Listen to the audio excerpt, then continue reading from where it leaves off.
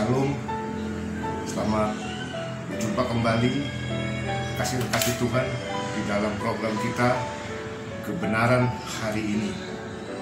Puji Tuhan, sebelum kita sama-sama membaca firman Tuhan dan merenungkannya, mari kita mau berdoa terlebih dahulu. Bapa, dalam nama Yesus kami bersyukur atas kasih setia Tuhan yang Tuhan nyatakan dalam hidup kami. Saat ini kami boleh ada sebelah kami kemuliaan Tuhan. Sebentar kami mau merenungkan firman Tuhan. Biarlah kebenaran hari ini boleh memberkati kami, dan kami boleh menjadi pelaku-pelaku firman, dan kami boleh jadi berkat dimanapun kami berada. Terima kasih Tuhan, dalam nama Yesus Tuhan kami berdoa. Amin. Puji Tuhan, mari kita akan sama-sama buka kitab kita di dalam Kisah Para Rasul pasal 1 ayat 6 sampai dengan ayat yang ke-11. Demikian firman Tuhan. Maka bertanyalah mereka yang berkumpul di situ, Tuhan, maukah engkau pada masa ini memulihkan kerajaan bagi Israel? Jawabnya, engkau tidak perlu mengetahui masa dan waktu yang ditetapkan Bapa sendiri menurut kuasanya. Tetapi kamu akan menerima kuasa kalau Roh Kudus turun atas kamu, dan kamu akan menjadi saksiku di Yerusalem dan di seluruh Yudea dan Samaria dan sampai ke ujung bumi. Sesudah ia mengatakan demikian, terangkatlah ia disaksikan oleh mereka, dan awan menutupnya dari pandangan mereka. Ayat 10, ketika mereka sedang menatap ke langit waktu ia naik itu, tiba-tiba berdirilah dua orang yang berpakaian putih dekat mereka dan berkata kepada mereka, hai orang-orang Galilea, mengapakah kamu berdiri melihat ke langit? Yesus ini yang terangkat ke surga meninggalkan kamu, datang kembali dengan cara yang sama, seperti kamu melihat dia naik ke surga. Kasih Tuhan, kita sudah membaca kisah tentang kenaikan Tuhan Yesus ke surga. Setelah dia bangkit dari kematian, selama 40 hari dia menampakkan diri kepada murid-muridnya, kepada Maria Magdalena dan Maria-Maria yang lain, dan kepada banyak orang. Tiba saatnya, tiba waktunya untuk dia naik ke surga. Dalam Injil kisah kenaikan Tuhan Yesus hanya dicatat dalam 3 Injil, yaitu Injil Matius, Markus, dan Lukas. Sementara Injil Yohanes tidak mencatat atau tidak menulis tentang kenaikan Tuhan Yesus ke surga. Lalu masuk kepada Kisah Para Rasul yang sudah kita baca tadi, ayat-ayatnya, kisah bagaimana Yesus naik ke surga. Saudaraku, dalam kisah yang sudah kita baca tadi, dalam Kisah Para Rasul, kita akan melihat ada 3 aspek penting yang Tuhan Yesus sampaikan sebelum dia naik ke surga.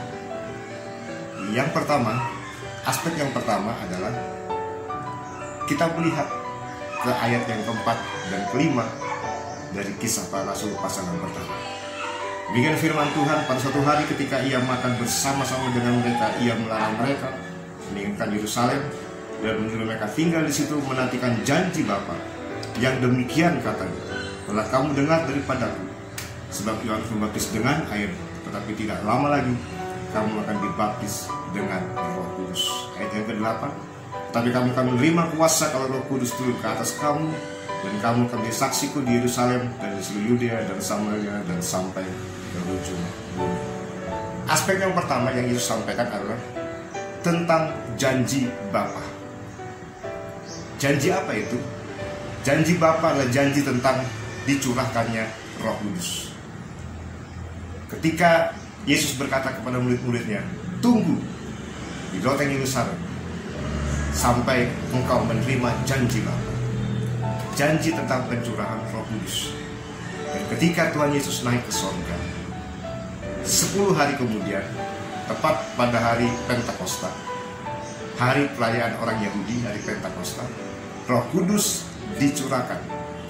Penggenapan pencurahan Roh Kudus terjadi di Kisah Para Rasul pasal 2 ayat 1 sampai yang ke-13.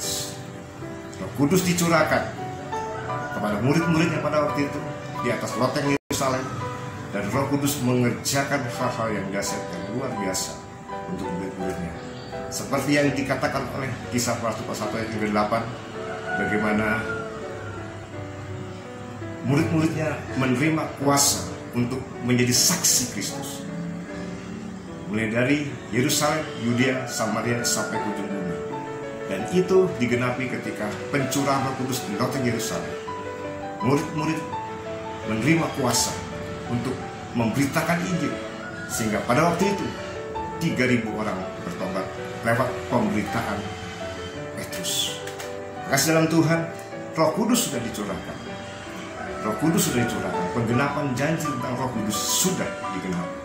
Pencurahan Roh Kudus telah terjadi 2000 tahun yang lalu di atas loteng Yerusalem.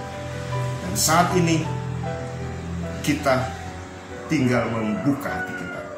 Kita tidak perlu lagi menunggu Roh Kudus dicurahkan kembali. Hanya satu kali Roh Kudus dicurahkan.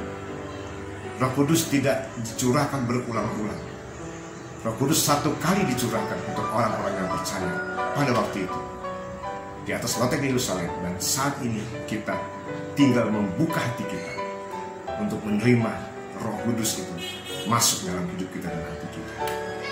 Kasih dalam Tuhan, mari kita menggenapi, kita menerima Roh Kudus untuk kita boleh menjadi saksi Kristus dimanapun kita berada. Kita buka hati kita, kita terima Roh Kudus. Saat ini kita menanti kenaikan Tuhan Yesus ke sorga. Dan ketika kita menikmati, kita merayakan, memperingati kenaikan Tuhan Yesus ke sorga, Roh Kudus dicurahkan. Kita membuka hati kita untuk menerima Roh Kudus dalam kehidupan. Lalu yang kedua, aspek yang kedua dari kenaikan Tuhan Yesus ke sorga adalah ayat yang ke-6 dan ayat yang ke-7.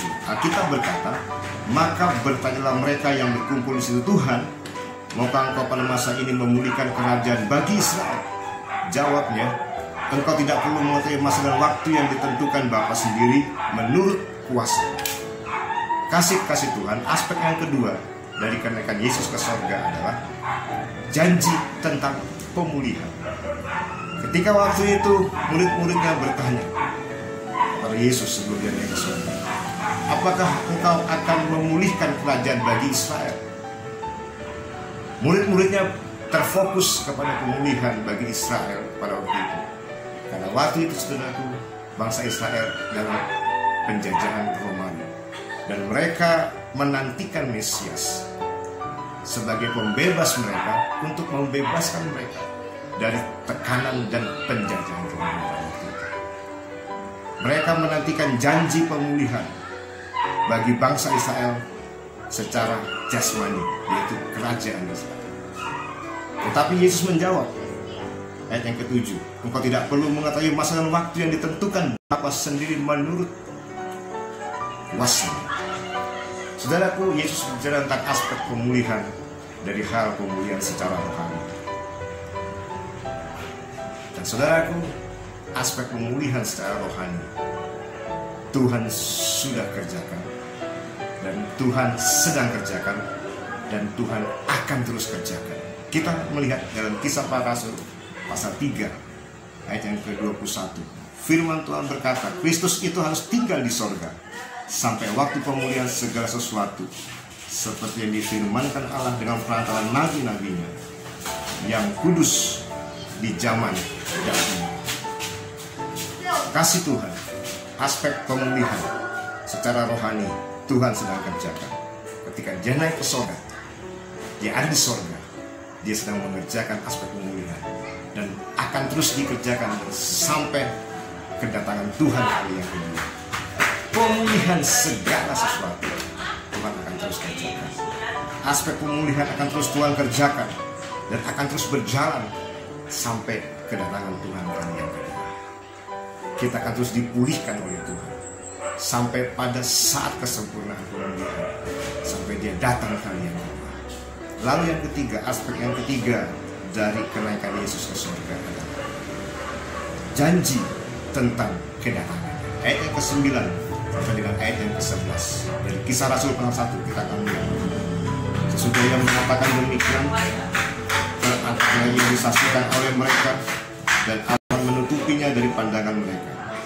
Ketika mereka sedang melihat ke langit waktu yang naik itu, tiba-tiba berdirilah dua orang yang berpakaian putih dekat mereka dan berkata kepada mereka, "Hai orang-orang Galilea, mengapakah kamu berdiri melihat ke langit? Yesus ini yang terangkat ke surga meninggalkan kamu akan datang kembali dengan cara yang sama seperti kamu melihat dia naik ke surga." Aspek yang ketiga dari kenaikan Tuhan Yesus, pesan Tuhan Yesus, janji Tuhan, yaitu janji tentang kedatangannya yang kedua kali.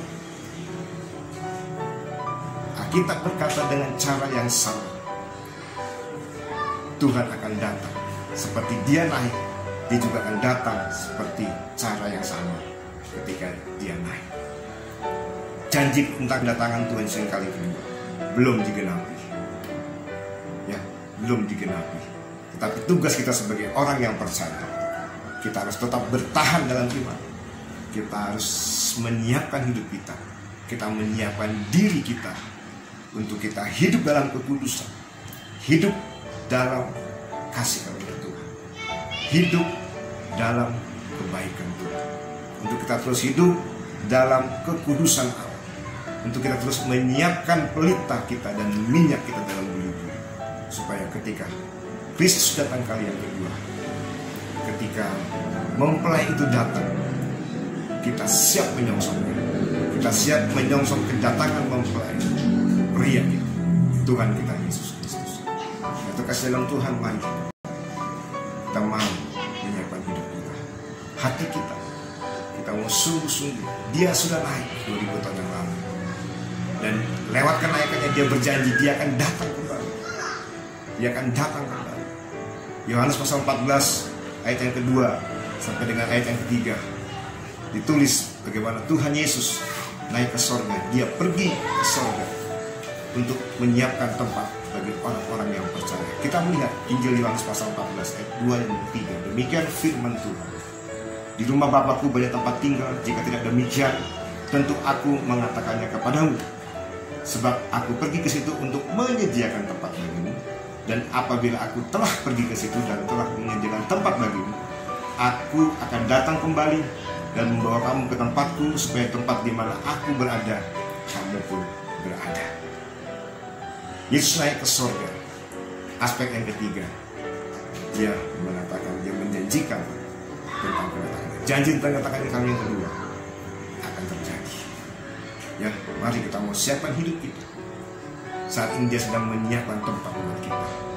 Dan nanti pada waktunya, pada saatnya, ketika sudah waktunya Tuhan, dia akan datang kembali menjemput kita, membawa kita masuk ke dalam kerajaan.